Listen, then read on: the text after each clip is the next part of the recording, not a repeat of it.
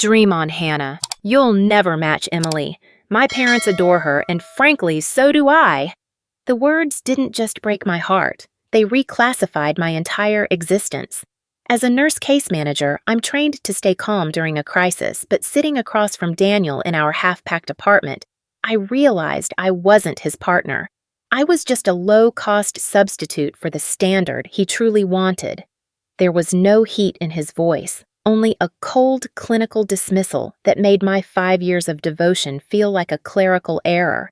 He didn't just dump me. He evicted me from the future we'd built, rushing back to the perfect ex-fiancé his mother had handpicked.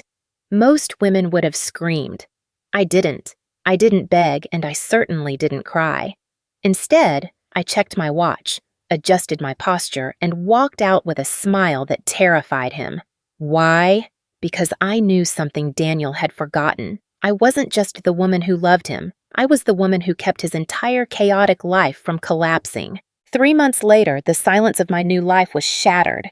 My phone wouldn't stop ringing. When I finally answered, it wasn't the arrogant man who broke me. It was a broken, sobbing shadow of a human being. Hannah, please. They're taking everything. Save me. Stay with me, because what happens next isn't just a story of a breakup. It's a masterclass in why you should never insult the person who holds the keys to your survival. From hidden legal traps to a medical twist that flipped the power dynamic overnight, you are about to witness the ultimate satisfaction of a woman who didn't need to raise her voice to get her revenge. She just had to let the system do its job. My name is Hannah, and at 38 years old, I have spent over a decade mastering the art of the stabilization. As a nurse case manager, my job is to walk into the middle of medical and social chaos, insurance denials, complex discharge plans, and collapsing family dynamics, and impose order through sheer competence. I am the person who reads the fine print so that others don't have to, ensuring that the people under my care have a safety net they usually don't even realize is there. I've always been the one to fix the unfixable, which is perhaps why I never saw the terminal diagnosis of my own relationship until the very moment the life support was pulled. The end didn't come with a bang or a shattered vase. It came with the soft, rhythmic sound of Daniel clicking a pen as he looked through a stack of papers on our mahogany dining table. We had been together for 5 years, a half-decade of my life, invested in his dreams, his health, and his family's complicated needs. But that evening, the air in the room felt thin, clinical, and devoid of the warmth I had tried so hard to cultivate. Daniel didn't even look up when he spoke. He sounded exhausted, as if the task of loving me had become a bureaucratic chore he was finally ready to outsource. When he uttered the words that ended everything, they weren't fueled by anger, but by a terrifying, flat certainty. He told me I would never match Emily, the woman he had been engaged to before we met. He said his parents still spoke of her with a reverence they never afforded me. And then he added the sting, "Dream on, Hannah. You'll never measure up to her." My parents adore her, and frankly, so do I. In that moment, the 5 years we had shared were instantly reclassified in my mind. I wasn't the love of his life. I was a placeholder. I was the reliable professional bridge he had used to cross over a period of loneliness and instability until the preferred candidate was back in play. As I watched him, I didn't see the man I had planned to marry. I saw a client who had just made a catastrophic error in judgment. I realized that while I was building a home, he was merely conducting a long-term trial for a position I was never going to be allowed to keep. The memory of Emily had always hung over us like a ghost, not because she was a villain, but because she was a standard of docility I refused to meet. My mind drifted back to the countless Sunday dinners at his parents' estate in the suburbs. I could see Daniel's mother Evelyn looking at me over the rim of her wine glass with a polite, frozen smile. I was the useful one. I was the one who had caught her early signs of hypertension and navigated the specialist appointments. I was the one who organized Daniel's father's post-surgery medications and argued with the insurance company until they covered his physical therapy. Yet, in the silver-framed photos on their mantel, Emily was still there, smiling in a summer dress, looking traditionally feminine and unchallenging. I was the woman who handled the crises, but Emily was the woman they wanted for the holidays.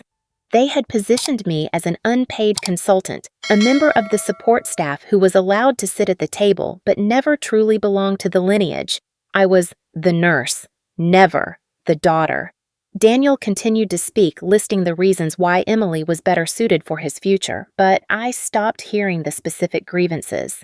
My professional training began to override my emotional devastation.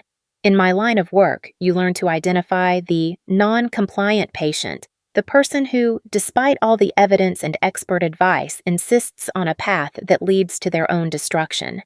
Daniel was becoming that patient. He was trading a robust functional support system for a nostalgic fantasy. He looked at me with a sneer, expecting a scene, expecting me to cry or throw my engagement ring at his chest. He wanted the drama because drama would justify his choice. It would make me the difficult one and Emily the peaceful one. But I have seen too much real suffering in the ICU to waste my breath on a man who had already signed his own discharge papers. I looked at Daniel and felt a strange, chilling detachment. I began to assess him the way I would a high-risk case file. His cognitive bias was clear. His risk assessment was non-existent.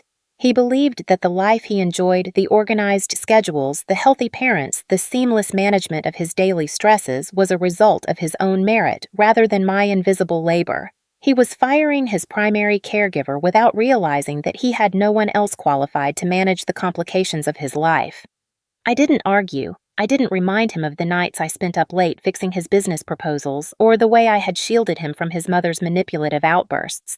To do so would be like trying to explain the necessity of a ventilator to someone who thinks they can breathe underwater. If he wanted to return to a woman whose only qualification was being liked by a woman who didn't like me, then he was welcome to the consequences of that choice. Silence, I decided, was the only dignified response. It was the silence of a professional who knows the surgery has failed and is now simply documenting the time of death. I stood up from the table, my movements fluid and precise. I didn't feel like a woman who had just been dumped. I felt like a woman who had just been released from a contract that was no longer tenable. Daniel watched me confused by my lack of an emotional outburst. He wanted to feel like the victor in a messy breakup, but I was treating him like a closing file. I walked toward the bedroom to begin the process of decommissioning my life in that apartment, leaving him alone with his pen and his arrogant, hollow victory. I realized then that the pain I felt wasn't about losing him. It was the intellectual insult of being undervalued after providing a gold standard level of care.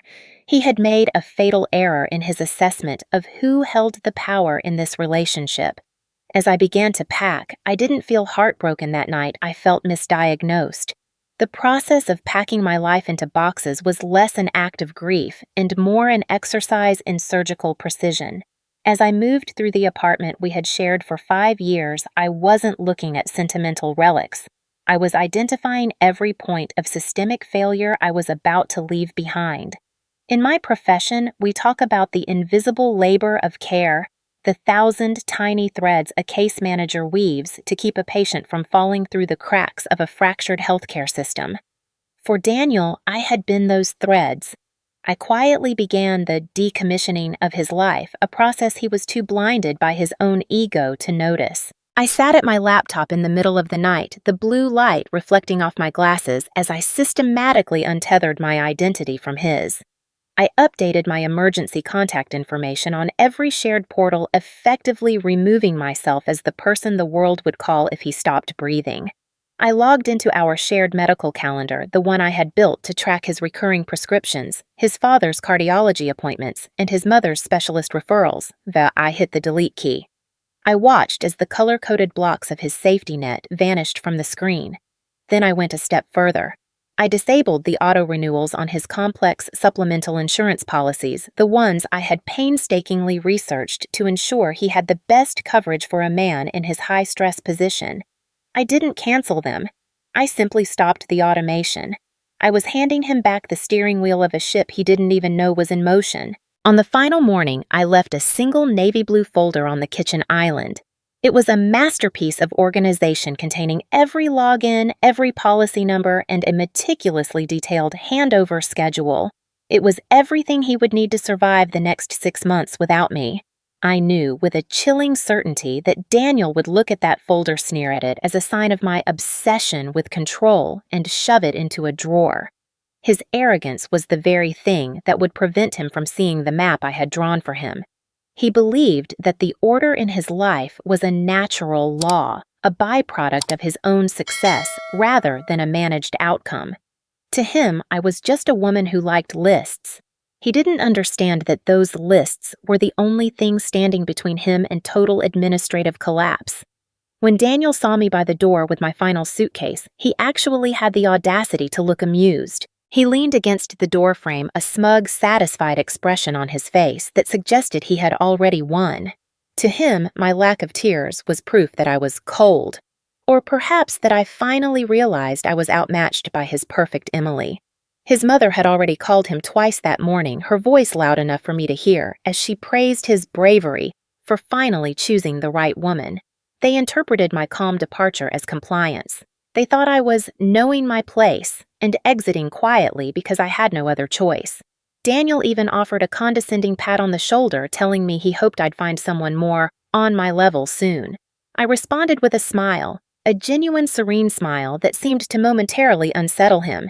He misread it as a mask to hide my heartbreak, but in reality it was the smile of someone who had just stepped off a sinking vessel before the first alarm had even sounded.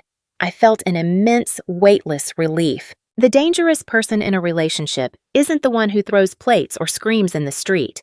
It's the professional who has already finished the paperwork and finalized the exit strategy while you were busy gloating. My philosophy as a case manager has always been rooted in the belief that systems don't have feelings. They simply operate.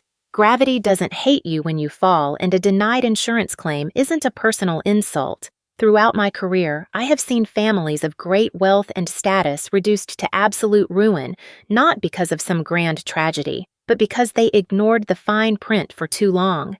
They lived under the illusion that they were exempt from the rules that govern everyone else. Daniel and his family were a perfect case study in this type of structural negligence. By walking away, I wasn't seeking a cinematic revenge or planning a dramatic confrontation. I was simply returning the burden of responsibility to the person it belonged to. I was allowing the natural consequences of his arrogance to play out without my interference. I had spent 5 years being the buffer between Daniel and the harsh realities of the world, and now I was removing the buffer. I was curious in a detached clinical sort of way to see how long he would last before the system began to push back. He thought he was entitled to a life of ease he hadn't earned the right to manage, and soon the bill for that entitlement would come due. As I turned the key in the lock for the last time, I didn't look back at the shadow of the man I used to love. I looked forward at the quiet, organized life I was about to reclaim for myself. I didn't leave angry. I left prepared. The 3 months that followed my departure were the quietest, most productive months of my life. I had leaned into my work, taking on a heavy caseload that required my absolute focus, successfully navigating complex medical appeals for patients who had been told there was no hope. I had built a new rhythm, one where my expertise was valued and my home was a sanctuary of order. But the system I had built for Daniel was already beginning to fracture in my absence, and it was only a matter of time before the structural integrity of his life gave way entirely. The call came on a Tuesday afternoon while I was reviewing a patient's discharge plan. It wasn't Daniel. It was his mother, Evelyn. Her voice, usually so sharp and condescending, was thin and ragged, vibrating with a level of panic I had never heard from her before. Daniel had suffered a minor but debilitating stroke, a transient ischemic attack that had spiraled into something more complex. He was alive, but the man who had so arrogantly dismissed me was now trapped in a body and a mind that couldn't keep up with the world. He was experiencing cognitive complications, a brain fog that made it impossible for him to process the very bureaucracy he had always taken for granted. In an instant, his perfect life was revealed for what it truly was, a house of cards that had only stood because I was the one holding my breath to keep the wind away. Without my management, his world had become a chaotic mess of insurance denials, missed filing deadlines, and mounting hospital bills that neither he nor his family understood. In the wake of his collapse, Evelyn had immediately brought Emily back into the fold, certain that the standard woman she adored would be the pillar Daniel needed. But a medical crisis of this magnitude is the ultimate stress test, and Emily was failing it in spectacular fashion. From the fragments I gathered during that first frantic phone call, Emily was paralyzed by the reality of long-term care.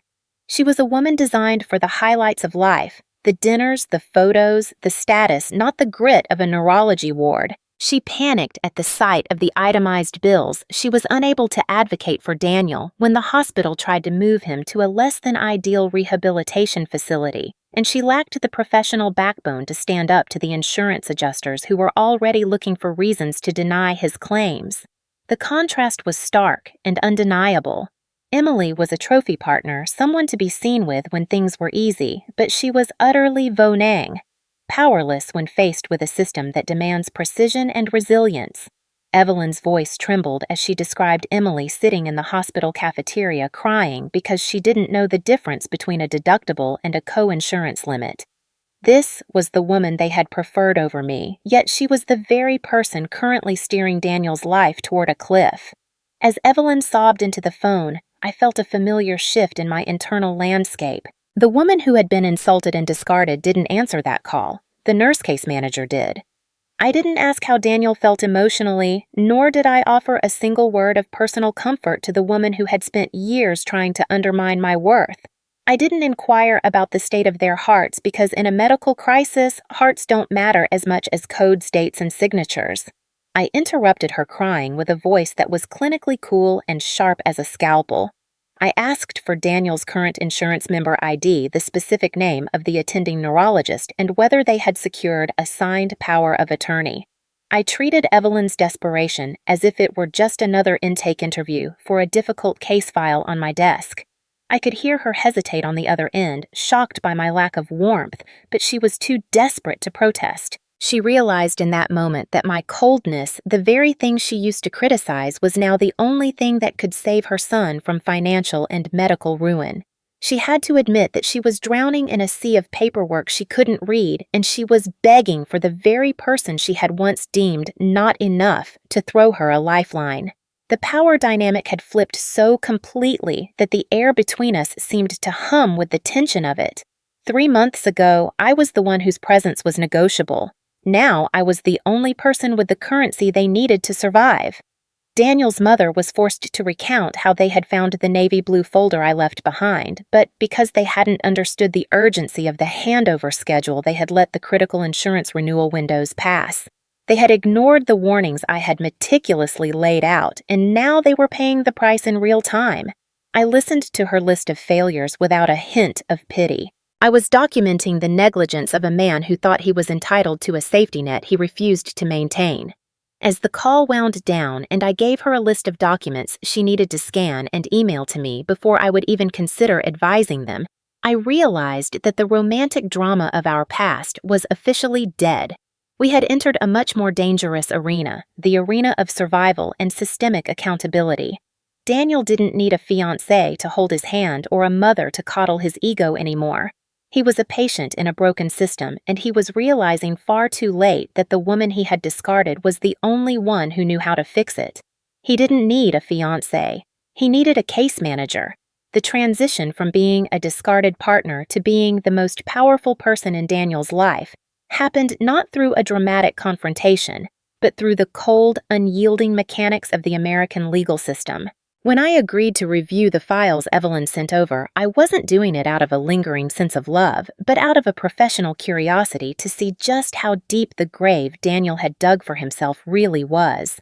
What I found was a stunning testament to his own arrogance and his absolute belief in his own invincibility.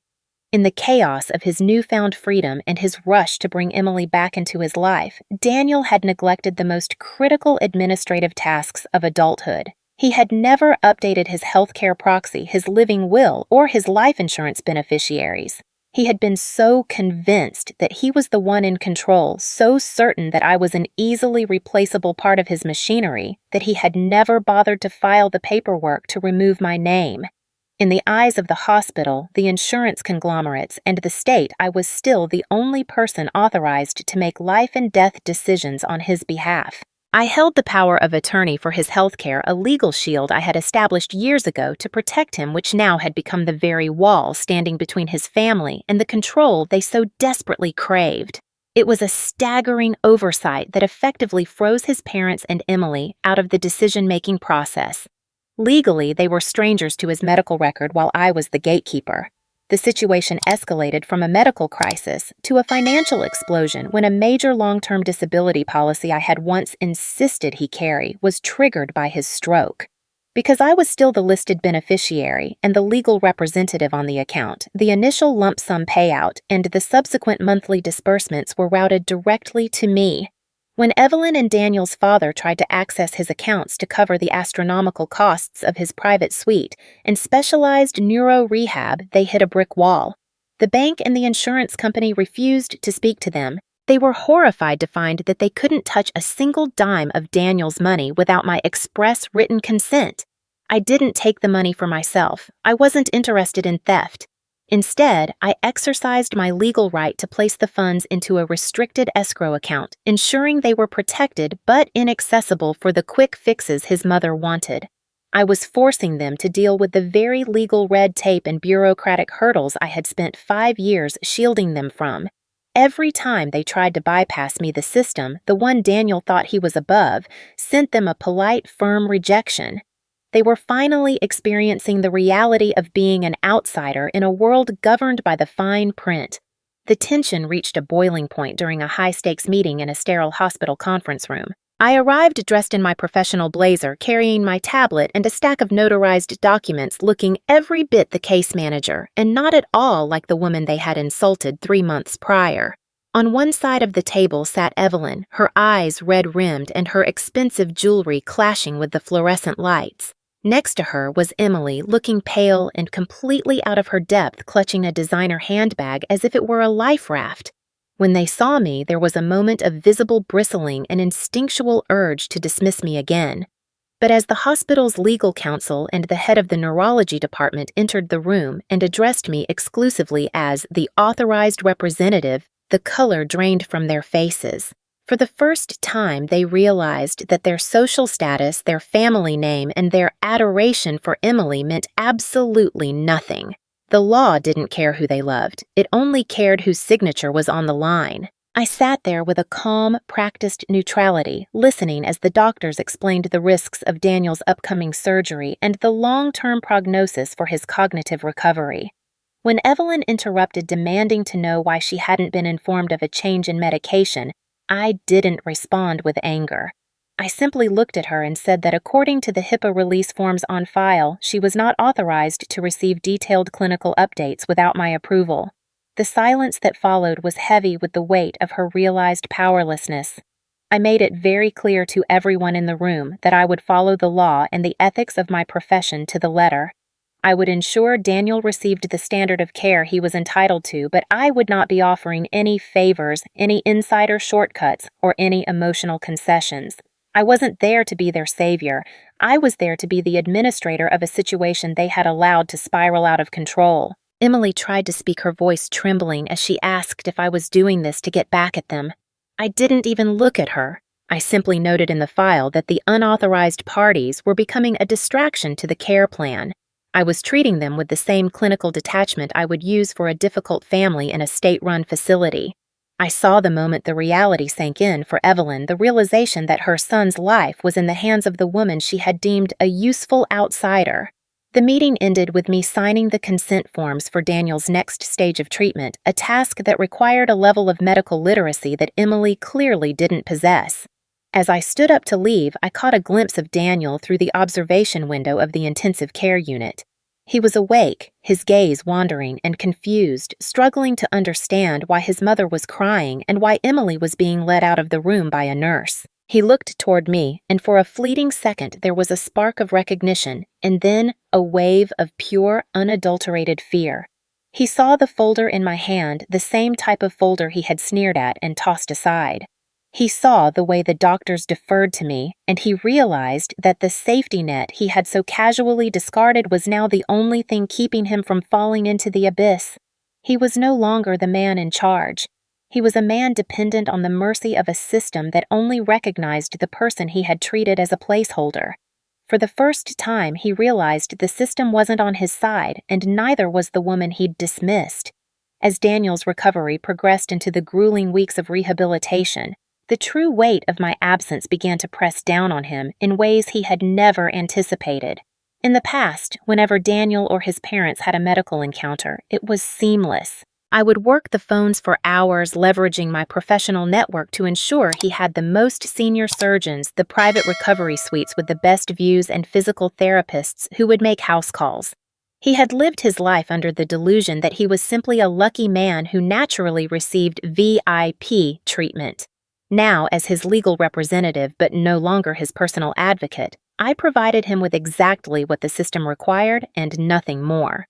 He was assigned to a standard double occupancy room in a high-volume state facility because his private insurance, which I had warned him was at risk of lapsing, would no longer cover the boutique hospital he preferred. He waited hours for pain medication because I wasn't there to escalate his concerns to the floor supervisor. He ate the lukewarm institutional meals and sat in the common areas with the average patients he used to look down upon. For the first time, Daniel felt the biting coldness of the institution. He began to realize that the effortless grace of his former life hadn't been luck at all. It was the result of my constant invisible labor. Every comfort he once took for granted had been a wall I built to keep the harshness of the world away from him. Without me actively pulling the strings, he was just another number in a spreadsheet experiencing the reality of a healthcare system that is indifferent to ego.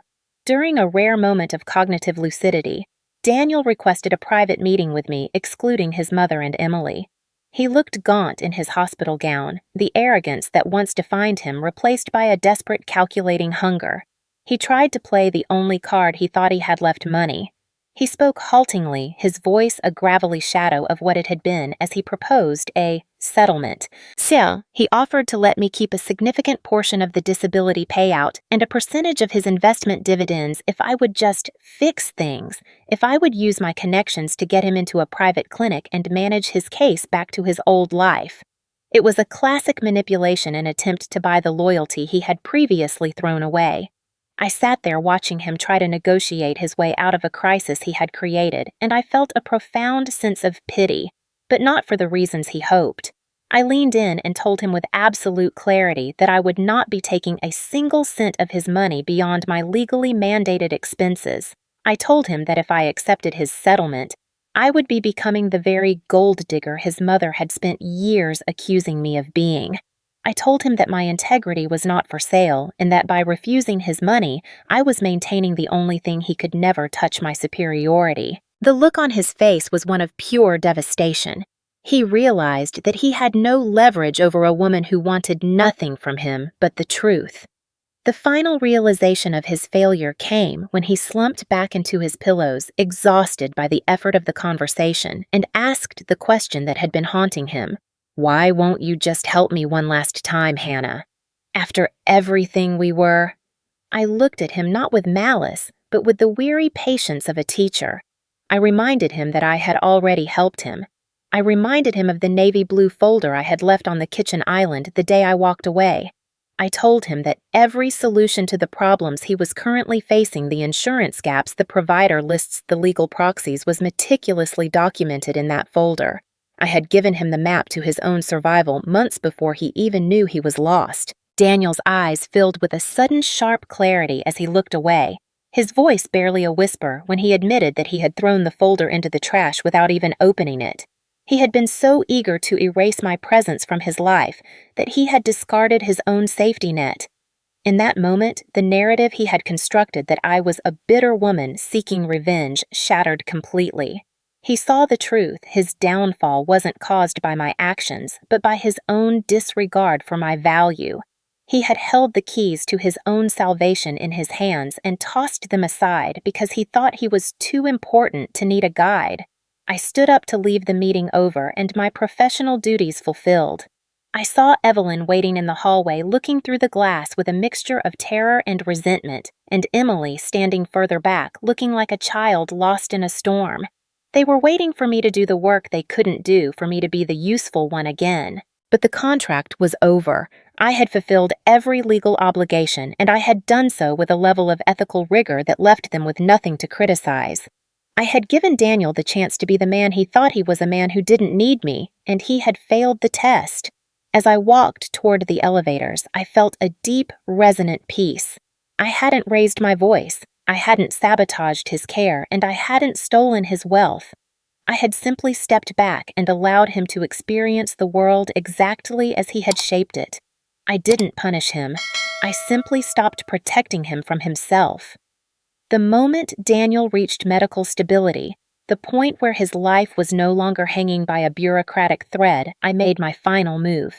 In my world, a successful discharge is about ensuring the patient is transitioned to the next level of care without lingering dependencies, and that is exactly what I did for my own life. I did not wait for a thank you that would never come, nor did I stay to play the martyr in a tragedy of their making.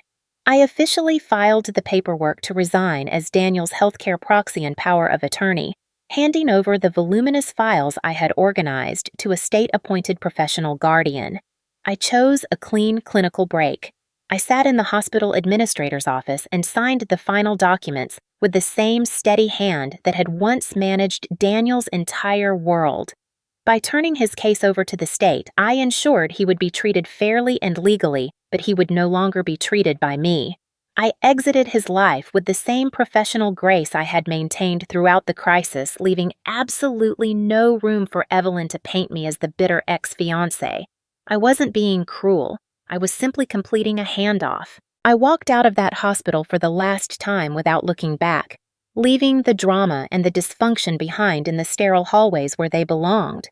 I had fulfilled my duty to the system and to my own conscience, and now my time was finally my own. The aftermath for those left behind was a slow, grinding reality check that no amount of social status could soften. Daniel survived, but the life he returned to was a shadow of the one he had so arrogantly defended. His long road to recovery was paved with the consequences of his own negligence. He was saddled with a mountain of debt from the insurance gaps he had allowed to happen, and a diminished social standing that he couldn't charm his way out of. Emily, the standard woman his parents had so desperately wanted for him, proved to be exactly what I had suspected a fair-weather companion. Unable to cope with the unpleasantness of a partner who required constant care and a bank account that was no longer a bottomless pit, she vanished within months, returning to a world of easier, prettier things. Evelyn was perhaps the one hit hardest by the truth. She was forced to spend her golden years managing the very mess she thought I was useful for handling. She had to face the bitter realization that the woman she had looked down upon was the only person who had ever been capable of holding the fragile fabric of her family together. They were left with the realization that they hadn't just lost a nurse or a placeholder, they had lost the only person who truly knew how to protect them. A year later, I stood on a stage in a glass-walled conference center in Chicago, looking out at a sea of my peers. I had been invited to speak as a keynote at a national healthcare leadership summit presenting on the integration of ethics and systemic advocacy in patient care. My life was no longer defined by the man I was with, but by the work I did and the person I had become. I hadn't gone looking for a new man to validate my worth or to fill the space Daniel had left behind. Instead, I had filled that space with my own ambitions, my own peace, and a renewed sense of purpose. My validation came from the successful outcomes of my patients and the respect of my colleagues. I had built a life that was structurally sound, anchored by my own competence and the quiet strength of my independence. I had learned that my value was never something Daniel could grant or take away. It was something I carried within me as constant as my own heartbeat. As I concluded my speech and walked into the applause, I thought about the many women who feel they have to stay in situations where they are undervalued, fearing that their departure will cause a collapse.